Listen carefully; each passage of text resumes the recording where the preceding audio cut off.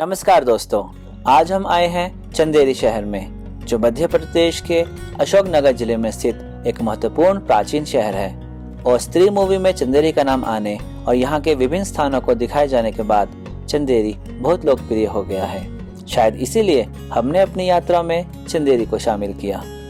इस वीडियो में हम जानेंगे चंदेरी शहर के इतिहास और यहाँ के प्रमुख दर्शनीय स्थलों के विषय में।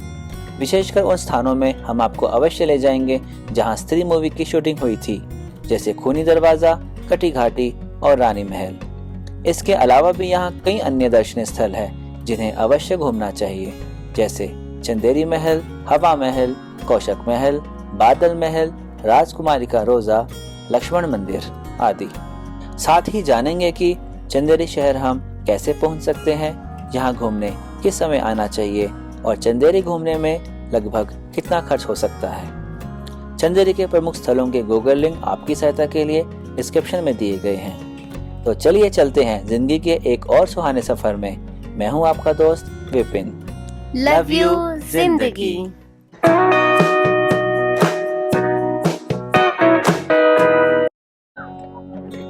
ये है केंद्रीय संरक्षित स्मारक चंदेरी किला।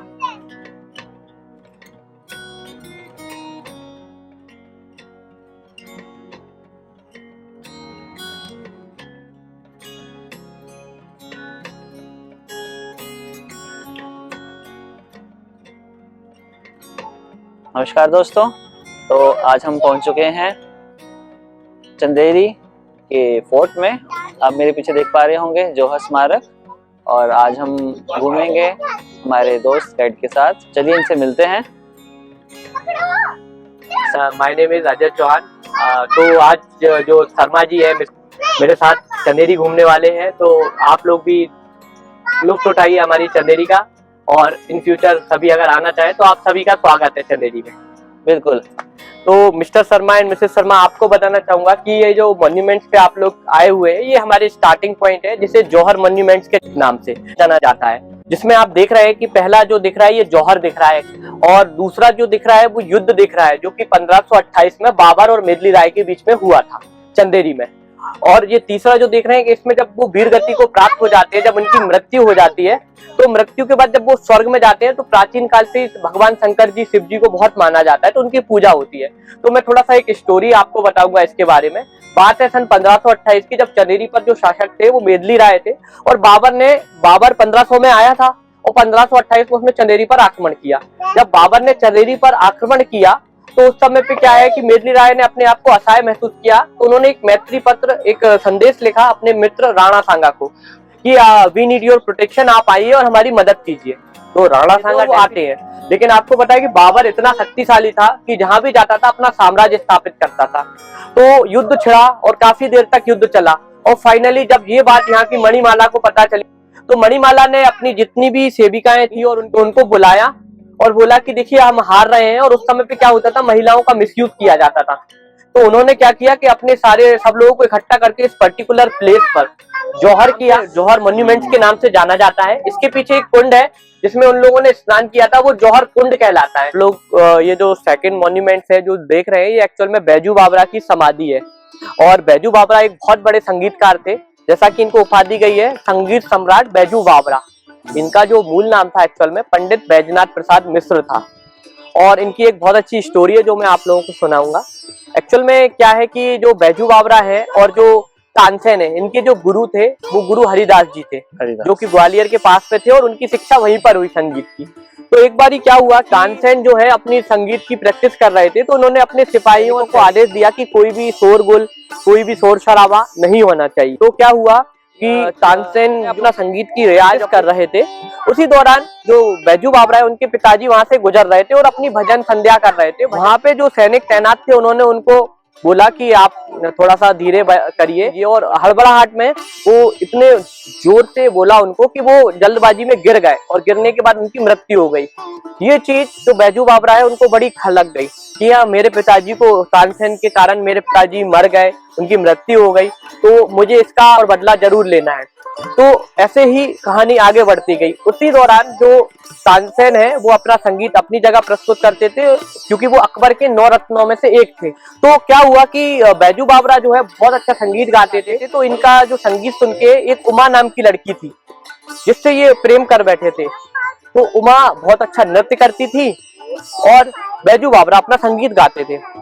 तो ऐसा ही चलता रहा। जब बैजू बावरा ने ये डिसाइड किया कि मुझे अपने गुरु जो है हरिदास जी के पास जाना है, तो ये अपनी उमा को बोल के गए कि प्रिय मैं जा रहा हूँ और हो सकता है मुझे काफी समय लग जाए, तो तुम देख लेना अपने हिसाब से, मेरा इंतजार करना या विवाह कर लेना। लेकिन उनका सच्चा प्रेम था और उनकी याद में जो उमा है वो मतलब काफी समय लग गया शिक्षा प्राप्त करने में, और उमा धीरे धीरे इंतजार करते करते मृत्यु लोक को प्राप्त हो गई। और जब ये बात बैजू बावरा को पता चली, जब वो लौट कर आए, तो उनका जो सरनेम है आप समझ रहे होंगे बावरा, वो इसीलिए कि वो लड़की उनको वो पा ना सके और इसके चक्कर में वो बावरे हो गए। तो उन्होंने ये निश्चय किया कि मैं जाकर धोखे से तानसेन को मारूंगा। तो उन्होंने तलवार निकाल ली और उनके दरबार में पहुंच गए और धीरे से गुप्तचरों से बचते हुए उनके पास पहुंच गए। उस समय पे तानसेन अपने संगीत की रियाज कर रहे थे और जैसे ही वो रियाज कर रहे थे तो उन्होंने उनको देखा नहीं बैजू बावरा को, और उन्होंने अपनी तलवार ऐसे उठाई और मारने के लिए हुए। देखते देखते रुक गए। क्यों? क्योंकि उनकी जो संगीत की कला है उसमें वो इतने मंत्र मुग्ध हो गए कि वो उनको मारना भूल गए। इतने में उनके सिपाही आ जाते हैं, तो वो तानसेन से बोलते हैं कि आप हुजूर आदेश कीजिए, इनको हम धड़ से अलग कर देते हैं, इनको मार देते हैं। लेकिन उन्होंने बोला कि नहीं, आपको बैजू बावरा को नहीं मारना है, क्योंकि ये मुझे मारने आए थे और मेरे संगीत से ये रुक गए। ये सच्चे संगीतकार है, इसलिए इनकी मृत्यु हमारे लिए उचित नहीं रहेगी। तो फिर ठीक है, ऐसे उन्होंने उस समय पे उनको माफ कर दिया। लेकिन बैजू बावरा फिर बाद में और अच्छे संगीतकार हुए और फिर वो उनके दरबार में पहुंच गए। अकबर का एक प्रोग्राम चल रहा था जिसमें अपनी तानसेन प्रस्तुति दे रहे थे और जाकर उनको ललकारा कि आप आइए, आप मुझसे प्रतिस्पर्धा कीजिए। तो अकबर सुनकर और उनके दरबारी सारे आश्चर्यचकित हो गए कि ये क्या बात कर रहा है, ये बैजू बावरा हमारे जो संगीत सम्राट है तानसेन, उनको चुनौती दे रहे हैं। तो क्या हुआ मैम कि कंपटीशन के लिए राजा ने एक वो रखी कि आप अगर इच्छुक हो तो डेफिनेटली आप कंपटीशन रख सकते हो, लेकिन अगर यदि आप हार जाते हो तो आपको मृत्यु की सजाए मौत दी जाएगी। क्या ये चीज आपको मंजूर है? तो उन्होंने बोला कि ठीक है, मुझे मंजूर है। तो काफी लोग आश्चर्यचकित हुए। फिर उनके बीच में प्रतिस्पर्धा स्टार्ट हुई और काफी देर तक उन्होंने अपने राग गाए, उन्होंने अपने राग गाए और फाइनली उस कंपटीशन में बैजू बावरा उस कंपटीशन को जीत गए। अब उनसे पूछा गया, बताइए, उसमें जीतने वाले को इनाम और हारने वाले को सजाए मौत देनी थी। तो उनसे पूछा गया बैजू बावरा से, बताइए आपको क्या चाहिए इनाम में? हीरे जवाहरात सल्तनत। तो उन्होंने हीरे जवाहरात सल्तनत सबको ठुकराते हुए बोला कि आप तानसेन को माफ कर दीजिए, इनके प्राणदान दे दीजिए। तभी से उनकी जुगलबंदी फेमस है हमारे चंदेरी में। और मृत्यु के बाद चंदेरी में उनकी समाधि बनाई गई, जिसपे चंदेरी में एक संगीत समारोह होता है जिसे बैजू बावरा संगीत समारोह के नाम से जाना जाता है। तो ग्वालियर के पास में तानसेन हुए थे, तो ग्वालियर में होता है तानसेन समारोह। ये यहाँ की स्टोरी है। अब हम आगे जा रहे हैं खूनी दरवाजा देखने के लिए। चंदेरी में एक्चुअल में क्या है कि दो चीजें हैं, एक सीताफल है, कस्टर्ड एप्पल बोलते हैं, खिन्नी। ये जो पेड़ आप देख रहे हैं काफी पुराना रहता है। ऐसा बोलते हैं इस पेड़ के बारे में कि इसको जो लगाता है उसके ये फल नहीं खा पाता है, जो खाता है वो लगाता नहीं। क्योंकि इसको फल एक बार आने में लगभग 60 से 80 साल लग जाते हैं। इसका येलो येलो फ्रूट रहता है जो कि खिन्नी के नाम से जाना जाता है। खिन्नी, हाँ। नहीं, ये कब आता है, कौन सी सीजन में? गर्मियों में आता है ये। अच्छा, मई जून में आता है ये।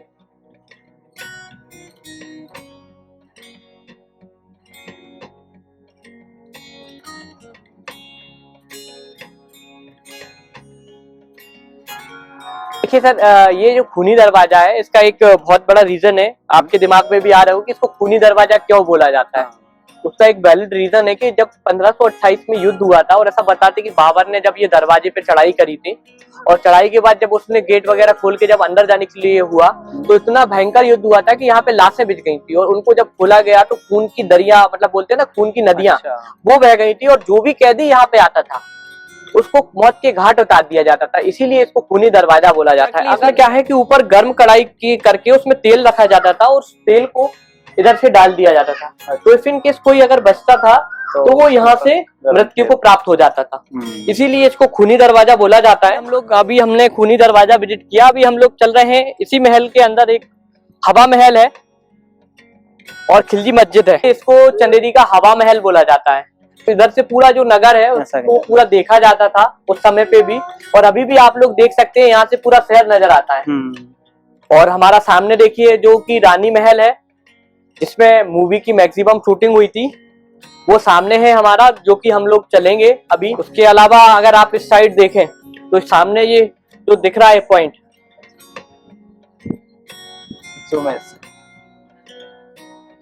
सामने वो है वो ऊंटसार है जिसमें हाथी घोड़े ऊंट वगैरह बांधे जाते थे। और उस सामने उसके पीछे जो हम देख रहे हैं वो बादल महल गेट है, जो कि हमारा इसके बाद नेक्स्ट पॉइंट होने वाला है। तो पीछे जामा मस्जिद है। हाँ, इसके पीछे जामा मस्जिद है डेफिनेटली, और उस एंड पर कटी घाटी है। तो इसको हवा महल केवल इसीलिए बोला जाता था कि वो यहाँ के जो राजा थे उस समय पे, वो पूरा यहाँ से पूरा नगर का देखते थे, देख रेख करते थे कि नगर में क्या चल रहा है। तो इधर से आप पूरा ओवरव्यू देख सकते हैं। और अगर मूवी की बात करते हैं, जो स्त्री मूवी की शूटिंग हुई थी, उसमें एक चंदेरी का ओवरव्यू लिया गया था, जिसमें लिखा था एक सच्ची विचित्र घटना पर आधारित। तो वो पूरा जो ओवरव्यू है वो यहीं से लिया गया था। एक पॉइंट और हमारा सामने दिख रहा है, वो जो कि लक्ष्मण जी का मंदिर है, उधर बुंदेली छतरियां और शहजादी का रोजा है। तो हम वहां भी चलेंगे लंच के बाद। तो ये सारा ओवरव्यू है चंदेरी का, कि ये मस्जिद है उस समय की। अच्छा। हाँ, इस पे कुरान की आयतें लिखी हुई हैं। और अगर हम बात करें तो इसका इंफ्रास्ट्रक्चर देखिए, इसमें कुछ चीजें रिस्टोर भी हुई हैं, जैसे आप देख रहे हैं। जैसे ये पत्थर वगैरह जो आप देख रहे हैं, उधर डिजाइनर है, बाद में इसको दुरुस्त भी किया गया है। तो हाँ, ये पूरा देखिए ओवरव्यू देखिए। और एक इधर आइए सर, आप इधर से हमारा जो शहर है वो और खुशनुमा नजर आता है। आइए, इधर से भी आप ओवरव्यू देख सकते हैं। वो जो पॉइंट मैंने आपको बताया है, तो हम चलेंगे, वो अच्छा। कटी घाटी है। एक बार यहाँ से पूरे शहर का नजारा दिखा देते हैं। ये सामने बादल महल गेट।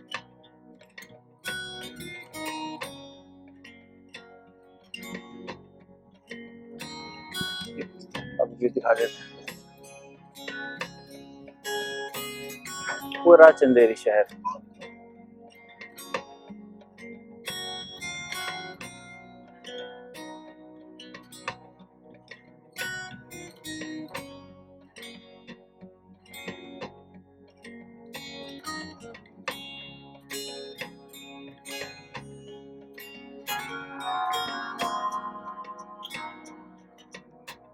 ये एक्चुअल में ये जो वर्क हुआ है sir, you can see the difference between the before and after. The conservation work done in 2005 to 7 and 2010 to 12। तो आप इसमें डिफरेंट देख सकते हैं कि सर ये कितना टूट चुका था, उसके बाद ये बाद में रिस्टोर हुआ है। तो ये डिफरेंट है, ये बिफोर है, ये आफ्टर है। ये देखिए सर, ये बिफोर में भी जिसपे हमारा भी लाइट एंड साउंड तो चलता है, ये भी टूट चुका था। तो ये भी पूरा बिफोर है, आफ्टर रिस्टोर किया है। तो ये कंजर्वेशन हुआ है। और पूरा ये किले का एक ओवरव्यू पूरा लिया गया है, जिसे ASI भारतीय पुरातत्व विभाग द्वारा किया गया है। अगर हम किले की बात करें तो मान्यताओं के अनुसार जो किला है, इसका जो संबंध है महाभारत काल के चेदी वंश से है। चेदी राजा शिशुपाल की नगरी चंदेरी कहलाती है। अच्छा। उसके बाद फिर कालांतर बीतता गया, फिर यहाँ पे अलग अलग शासकों ने शासन किया। और सन 1528 में बाबर यहाँ पे आए हुए थे, जिन्होंने चंदेरी का युद्ध जीता और चंदेरी पर अपना आक्रमण कर लिया। उससे पहले जो मेरली राय राणा सांगा की संधि हुई थी। और अगर उनके बाद अगर हम बात करें तो बाबर के बाद उन्होंने अपना जो है मनसबदार जो है वो शेरशाह सूरी को नियुक्त किया। और शेरशाह सूरी ने भी काफी समय तक यहाँ पर शासन किया। उसके कालांतर के बाद जो है शुजा सिंह को यहाँ का गवर्नर नियुक्त किया गया। उसके बाद सर 1800 में आपको भी पता है कि ब्रिटिश शासन आया था। तो ब्रिटिशों ने यहाँ पे शासन किया। और अगर हम आखिरी वंशज की बात करते तो आज भी जो माता राव ज्योतिराज सिंधिया है, जो सिंधिया फैमिली है, इनका आखिरी वंशज माना जाता है। इसीलिए इसको आज भी सिंधिया कोठी के नाम से जाना जाता है। कीर्ति दुर्ग के नाम से भी जाना जाता है, क्योंकि महाराज कीर्तिपाल के समय में इसका कुछ अंश बनाया गया है। और हाँ, नौखंडा महल भी बोला जाता है सर। क्यों बोला जाता है, उसका एक वैलिड रीजन है सर। आप देखेंगे 1 2 3 4 5 5 फ्लोर ये ऊपर, और ऐसा हमें बताया गया है कि इसमें 4 फ्लोर नीचे तक कल घर में भी था, बट एज ऑफ नाउ उसको बंद कर दिया गया। दोस्तों, अब हम पहुंच चुके हैं कौशक महल में, जो भारतीय पुरातत्व सर्वेक्षण के अंतर्गत ही आता है। और ये देखिए दोनों तरफ यहाँ पर कुछ मीनारे हैं, बुर्ज बना हुआ है। देखिए ये जो है कौशक महल है, ये 2 बुर्ज बने हुए हैं एक्चुअल में। आप लोग जानते हैं कि जैसे अभी वर्तमान में किलोमीटर चलता है, 1 किलोमीटर 2 किलोमीटर। पहले कोस चलता था, कोस। 1 कोस 2 कोस 3 कोस। तो ये लगभग शहर से 1.5 से 2 कोस की दूरी पर है, इसीलिए इसे कौशक महल बोला जाता है। इसका जो निर्माण है वो महमूद शाह खिलजी प्रथम द्वारा कराया गया था। बनाने का इसका एक विशेष पर्पस था। उस समय पे उन्होंने यूपी जौनपुर का युद्ध जीता था। उस समय पे रोजगार का बड़ा अभाव था। अच्छा। तो प्रजा ने डिमांड करी कि हमको रोजगार चाहिए, हमारे पास रोजगार नहीं है। राजा ने आदेश दिया कि इसको बोला गया कि 7 मंजिल बनाना है बट किसी कारणवश ये 3 मंजिल ही बन पाया तीन और चौथा इसका इन प्रोसेस रह गया। अच्छा। तो इसकी जो कला है वो 3 शैलियों में है, जो कि अफगान है पहली, दूसरी मुगल है और तीसरी बुंदेलखंड शैली है। 3 शैलियों में इसको बनाया गया है। और इसकी जो खास बात है वो ये है कि इसमें एक अंदर जाके धनात्मक प्लस का साइन बनता है। प्लस इसकी जो खासियत है वो ये है, आपको देखने में समझ में आ रहा होगा कि ये यहाँ से भी आप देख रहे हो लगभग सेम दिख रहा है। हाँ। तो जो इसकी जो विशेषता है वो सिमेट्री है। आइए तो मैं आपको इसको अंदर से विजिट कराता हूँ।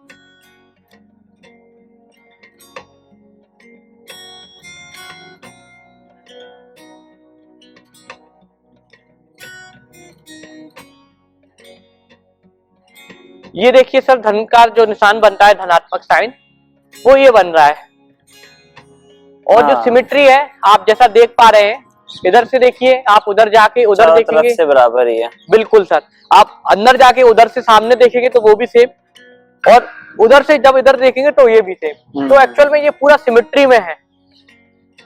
ये जो गेट आप सामने देख रहे हैं, ऐसा यहाँ पे भी था उस समय में, बट अच्छा। वो टूट गया है, और इधर भी था और एक इधर भी था। तो ये 4 टोटल गेट थे इसमें। सेम ही बनाया था, गेट भी लगभग समान हाँ थे। लगभग सेम है। बस एक ही गेट बचा है। हाँ पूरा सिमेट्री में है सर ये। और ये ऊपर लगभग 2.5 मंजिल है ना? 3 नहीं, मंजिल इधर से बनाई 3 गई मंजिल होगी। काउंट होता है सर, 1 2 हाँ। 3 उधर आप देखेंगे। हाँ, ये यहाँ से 3 मंजिल है, तो 3 मंजिल बनाया होगी कुछ। और चौथा इन बाकी प्रोसेस जो- रह गया था, उसके बाद फिर वो बना नहीं। शायद राजा बदल गए होंगे या कहीं व्यस्त हो गए होंगे या मृत्यु हो गई, कुछ कारण ऐसा रहा होगा। हाँ, बच्चे लोग भी काफी बच्चे एंजॉय enjoy कर रहे हैं। हाँ, खुला सा एरिया है ना, हवा चल रही है, बहुत अच्छा टाइम है। और ये महीना भी अच्छा है घूमने के लिए। और चंदेरी का वन चंदेरी ऑफ द का- बेस्ट मॉन्यूमेंट्स इसको बोला जाता है मैम। और यहाँ के फोटोग्राफ जो है, जो कि हम अभी थोड़ी देर बाद करने वाले हैं, तो बहुत अच्छे फोटोज आते हैं यहाँ पे। तो भी फोटो खींचेंगे और दिखाएंगे अपने दोस्तों को भी कि कहाँ कहाँ आप अच्छी फोटोग्राफी कर सकते हैं। यहाँ पर रहने के तो नहीं बना था, ये सिर्फ बनाया गया हाँ था एग्जैक्टली, इसको उस समय structure के पे लिए। हाथी घोड़े वगैरह चलते थे और केवल अपनी एक संपन्नता, विलासिता और अपना एक स्टेटस बताने के लिए इनका प्रयोग किया जाता है कि मेरे अंडर में कोशक महल है, ये है, ये वाला महल है। तो और अपना रुतबा बनाने के लिए राजा महाराजा इन सब मॉन्यूमेंट्स का निर्माण कराते।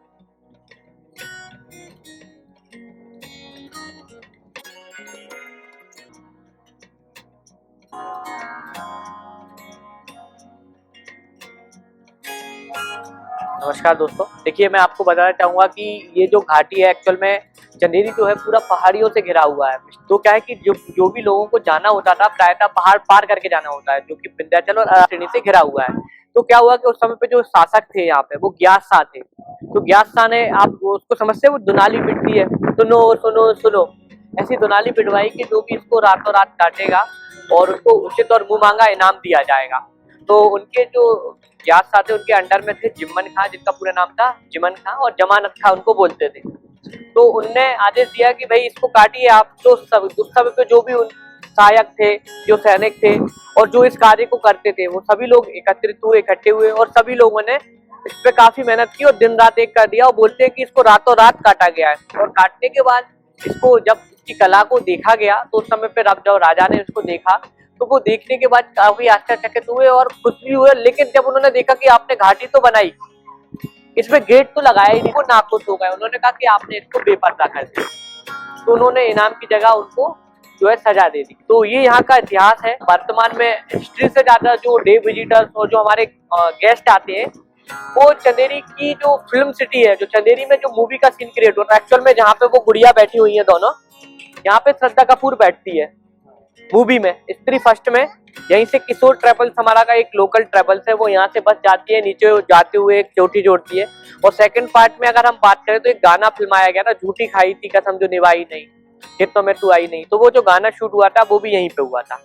तो फिल्म की दृष्टि से हाँ, वो मैं आपको कुछ फोटोज दिखाऊंगा, अगर वो फोटो मिल जाते हैं तो उससे हम लोग जस्टिफाई कर पाएंगे। और अभी ट्रेंडिंग में ये चल रहा है मैम, लोग बाग यहाँ पे स्त्री बन के कुछ इस तरीके से फोटो खिंचाना भी पसंद कर रहे हैं। कि हमने जो जर्नी अपनी स्टार्ट की थी, वो पॉइंट है किला कोठी, सामने आप देख रहे हैं। उसके बीच में एक पॉइंट और है जहाँ पे अभी हम जाने वाले हैं, जो कि अभी खुला है, मध्य प्रदेश टूरिज्म द्वारा टेंटिंग सिटी बनाई गई है, जो कि हम विजिट करेंगे। और यहाँ से पूरा ओवरव्यू आपको एक शहर का दिखने को मिल जाता है। जो सामने पॉइंट दिख रहा है उधर से हम देखते हैं तो कटी घाटी हमें सामने दिखाई देती है, तो कटी घाटी से हमें किला कोठी दिखाई देती है। सीढ़ियां हैं जो कि ऊपर के रास्ता तक हमें ले जाती है, और बुंदेलखंड और मालवा के बीचों बीच का ये रास्ता है। दोस्तों अब हम आए हैं बादल महल में। यहाँ पर शुल्क 25 रुपए लिखा है, तो अब हम जाएंगे बादल महल के अंदर। चलिए चलते हैं। टिकट काउंटर यहाँ सामने है, यहाँ से आप टिकट ले सकते हैं। ये हम यहाँ प्रवेश करते हैं। जी सर, कुछ इसके विषय में। ये सर बादल महल गेट है, और यहाँ से हम एंटर कर रहे हैं तो पहले थोड़ा सा आप इसकी संरचना दिखाइए। एक्चुअल में आपस में इंटरकनेक्टेड है, एक पत्थर दूसरे पत्थर को पकड़े हुए हैं, और इसके ऊपर एक जो बीच वाला पत्थर है वो की है। उसको अगर यदि हम घुमाते हैं तो पहले के समय में इसको इस्तेमाल किया जाता था कि जैसे कोई प्रवेश करता है और युद्ध की स्थिति है जहाँ पे हमको जरूरत लगती है कि उनको यहीं पर मारना है, अच्छा। उस चाबी को घुमा दिया जाता था, तो ये इंटरलॉक वाले सारे पत्थर अपने आप ही डिस्कनेक्ट होके नीचे गिर जाएंगे। तो इसका पद्धति का जो इस्तेमाल किया जाता था वो केवल इसलिए किया जाता था कि की सिस्टम होता था इसमें। हाँ। तो इससे क्या होता था कि ब्लॉक हो जाएगा। हाँ, ब्लॉक हो जाता था रास्ता। राइट। अब आते हैं हम हमारे मेन पॉइंट पे, जो कि चंदेरी का एंट्री पॉइंट कहलाता है। इसे जो बोला जाता है वो बादल महल गेट के नाम से जाना जाता है। मेन एंट्री पॉइंट पहले यह हुआ करता था। हाँ नहीं, एक्चुअल में चंदेरी का ये वेलकम पॉइंट माना जाता है। इसका जो निर्माण है वो 1450 में महमूद शाह खिलजी द्वारा किया गया। बनाने का एक पर्पस था, वो विशेष था कि उस समय पे जो भी शाही मेहमान आते थे उनका जो वेलकम होता था, जो स्वागत होता था, वो इसी गेट से होता था। इसमें बादल महल गेट के साथ साथ इसमें हम लोग जो है हमामघर, जो कि एक उर्दू शब्द है, हमाम नहाने के लिए डेफिनेटली सर जो यूज किए जाते थे। तो जो उस समय के दौरान जो खुदाई के दौरान मिले हुए थे, तो वो हमाम घर भी हम विजिट करेंगे। तो आइए पहले हम बादल महल गेट को नजदीक से करीब से देखते हैं। जी, बहुत सुंदर दिख रहा है, इसको पास से देखते हैं।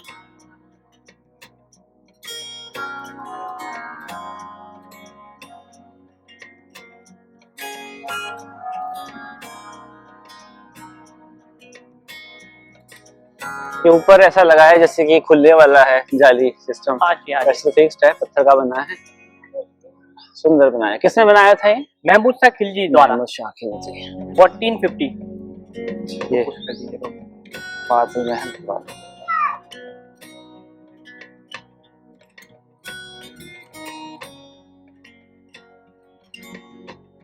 अब हम पहुंचे हैं बादल महल के अंदर जो एक हमाम घर है, हमाम घर, एक उर्दू शब्द है। एक्चुअल में इसका जो यूज और इस्तेमाल होता था वो नहाने के लिए होता था। यहीं पे मतलब नहाया जाता था। ये आपस में इंटरकनेक्टेड है। इसका पानी इधर तक आता है, बारिश के समय में ये यहाँ तक भर जाता है सर, ऊपर तक। अच्छा। हाँ, ये यहाँ से यहाँ तक इंटरकनेक्टेड है।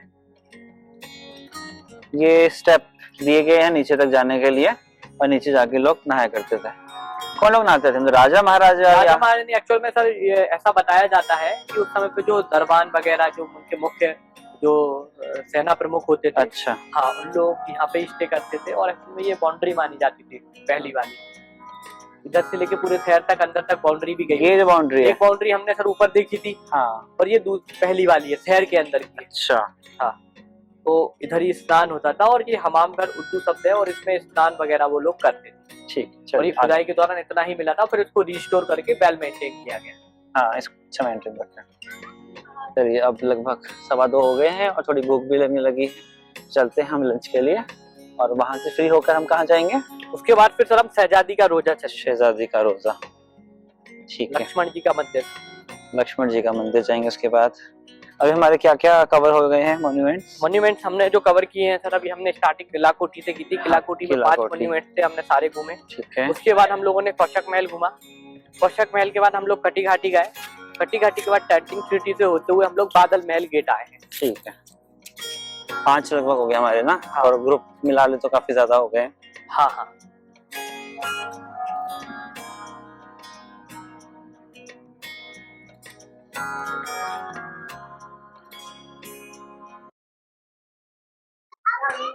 ये रानी महल है।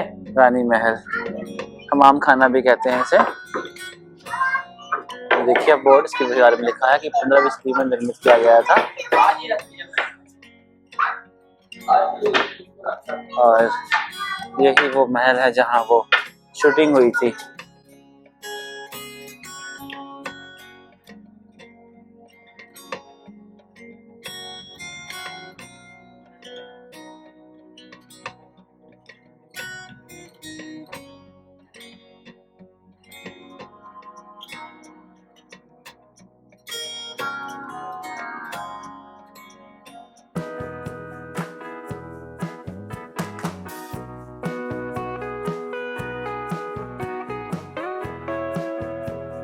ये ऐसा लग रहा है कुछ लगा हुआ है, आपको लग रहा है सर? लाइटिंग वाइटिंग है कुछ? हाँ लग रहा है। हाँ अब चलिए अंदर।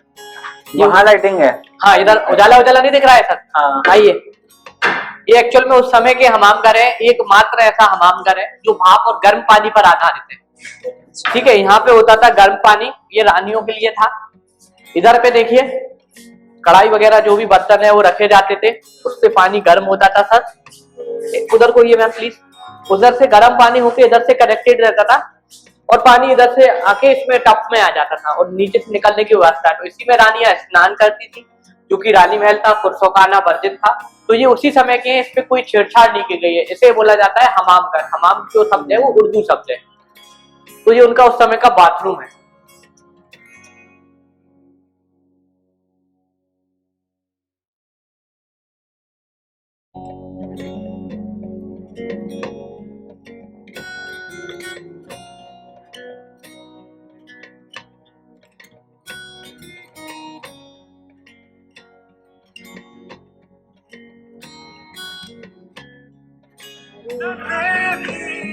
इधर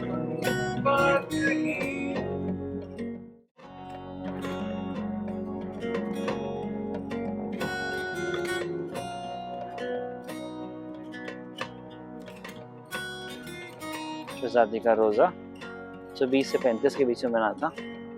और अंदर चलते हैं और जानते हैं अधिक विस्तार में। देखिए ये सर आपने वहाँ पे देखा था किला कोठी पर जौहर। क्या है? हाँ जौहर।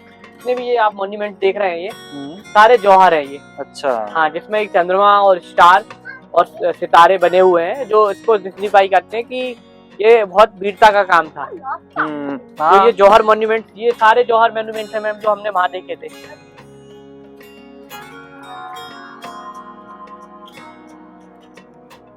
जो राजा थे उनकी पुत्री का नाम था महारानी मेहरुमनिशा। नगर के जो सैनिकों के प्रमुख होते हैं, सेनापति, उनसे प्रेम हो जाता है। तो ये बात वहाँ के जो सुल्तान राजा थे उनको अच्छी नहीं लगती है। वो अपनी बिटिया को समझाते हैं कि बेटी हम आपके लिए कोई राजकुमार अच्छा सा वर ढूंढेंगे, आपको इनसे बात नहीं करनी है, बट वो नहीं मानती है। तो राजा को एक युक्ति सोचती है, तो उन्होंने क्या किया कि एक युद्ध छिड़ा, उसमें सैनिकों को आदेश दे दिया आपने कि आप युद्ध जीते या युद्ध हारे, लेकिन ये जो सेनापति है वो जीवित वापस नहीं आना चाहिए। अच्छा। तो युद्ध तो वो जीत गए सर, और फाइनली जब वो वापस आ रहे थे तो उन्होंने धोखे से सेनापति को पूरा लहू लुहान और अधमरा कर दिया। अच्छा। अब सेनापति से पूछा गया कि बताइए आपकी अंतिम इच्छा क्या है? तो उन्होंने बोला कि मुझे महारानी मेहरुमनिशा के दीदार करना है, उनसे उन्हें देखना है। तो वो फाइनली यहाँ पर लेके आते हैं। जब उनको ऐसी बिल्कुल लहू लुहान इस अवस्था में महारानी मेहरुमनिशा देखती हैं, तो वो भी इस चीज को नहीं सहन कर पाती हैं और वो भी अपने आप को मार लेती हैं। अच्छा। और उधर ही जो है सेनापति भी मर जाते हैं। तो उनकी याद में वो राजा ने इस रोजे का निर्माण कराया, जिसे शहजादी का रोजा बोला जाता है। रोजा से क्या मतलब? हाँ नहीं, रोजा एक्चुअल में क्या है कि मकबरा ही है। मकबरा। हाँ, उनकी याद में बनाया गया है। तो इधर आपको मेन मेहरुमनिशा का टॉम्ब, इसकी जो खास बात है वो ये है कि आप इसको देख रहे होंगे, इसका एक स्ट्रक्चर देख रहे होंगे, यहाँ पे 2, 4, 6 हर जगह पे 6 ये सर्पाकार आकृति बनी हुई है। ये इसको बहुत सुंदर बनाते हैं। और ऊपर से ये पूरा कवर्ड था, एज ऑफ नाउ ये खुल गया है तो और सुंदर दिखाई देता है। तो वो हम अंदर जाकर देखें। ये 15वीं सदी में लगभग बना था और इसका विशेष जो पर्पस था मैंने आपको बताया कि उनकी याद में ये बनाया गया है। अब कुछ जगह ये आकृति है सर्पाकार, कुछ जगह नहीं है, तो वहां से टूट गया होगा। नहीं, हाँ, उसके अंदर रखे हुए हैं अवशेष।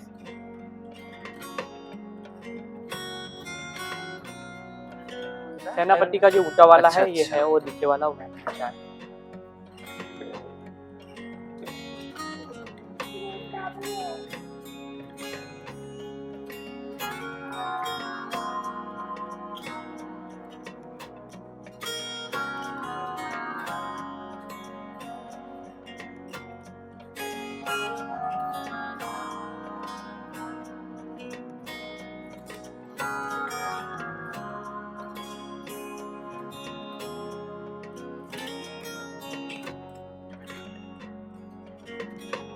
दोस्तों अभी हम आए हैं श्री लक्ष्मण मंदिर, या इसे परमेश्वर ताल भी कहते हैं।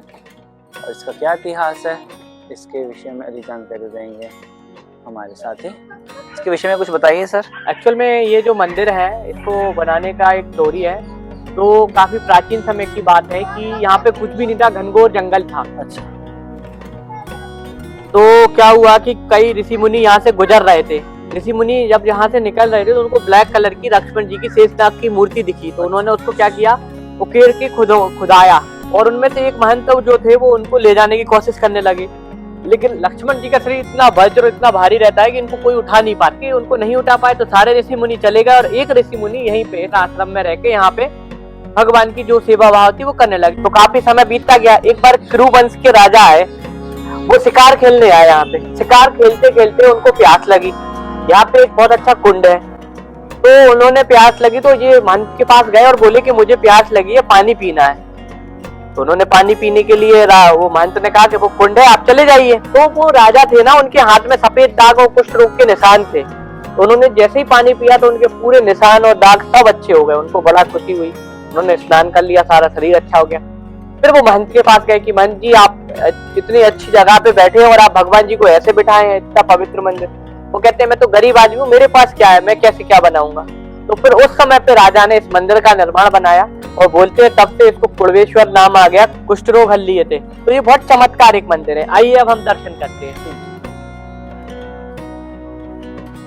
ये यहाँ का कुंड है।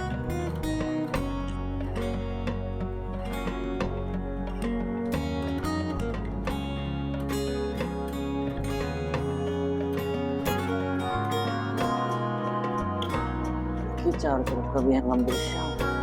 सामने वो जो देख रहे हैं सर, वो बुंदेली छतरियां हैं। ये जो